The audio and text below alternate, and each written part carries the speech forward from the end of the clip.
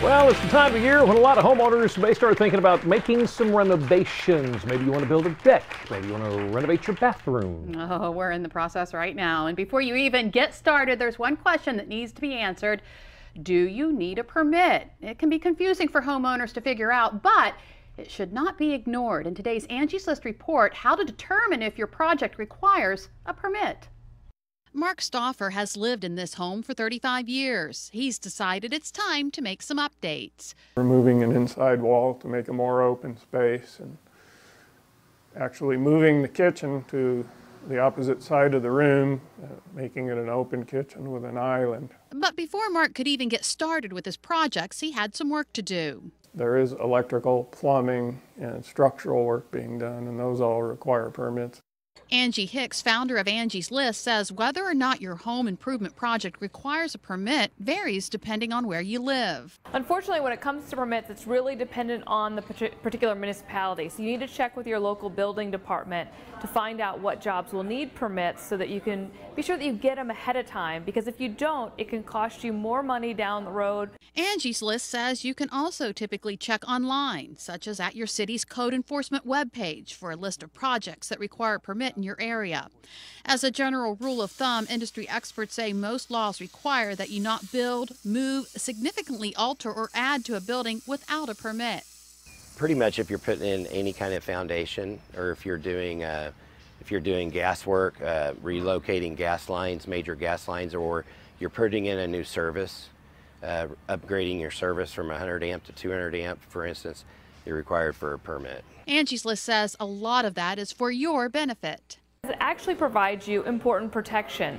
For example, in some scenarios, a contractor must be licensed in order to get the permit, so it adds an extra layer of protection for you. Now, before you actually pull a permit, experts say a fair amount of planning must be done. It's very important that if the room addition is being built, that the setbacks are correct. There's a certain amount that you're supposed to have. And planning is the most important part of the job. If the planning is done very well in the beginning, the rest of the job will run well. As far as the price of a permit, Angie's List says a permit for a small project such as installing a new toilet may run in the $100 range or less. But a bigger project, such as adding a bedroom onto a home, can cost more than $1,000. If you skip the permit process in order to save a few bucks, Angie's List warns you could end up paying more in the long run. If you skip pulling your permit, you might end up paying fines. They could stop the work that's being done. They might actually make you redo it. And in some scenarios, if it comes down to electrical work and the electrical work causes a fire, your homeowner's insurance may not cover it. Something else to keep in mind, Angie's List says be wary of contractors who ask you to pull your own permits. If a contractor asks you to pull your own permits, it could be a red flag. It might be they're not appropriately licensed or insured. Angie's List advises don't take a contractor's word on it. Do your own research and question any contractor who goes ahead and remodels without pulling a permit.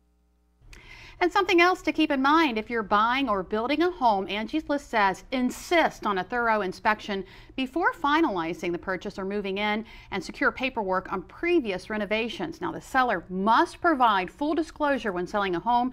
You want to ask what remodeling has been done and ask them if the permits were pulled. Always a good idea to play it safe. Just make sure. Okay, so we're talking about the home. Let's talk about the uses we have for our hose at home. Watering the garden, washing the car, using the sprinkler. Take a look at this. The ads claim the X-Hose Pro is twist-free, kink-free, and the perfect collapsible hose for use at home. We're going to put it to the test next. Delmarva Live. We'll be right back.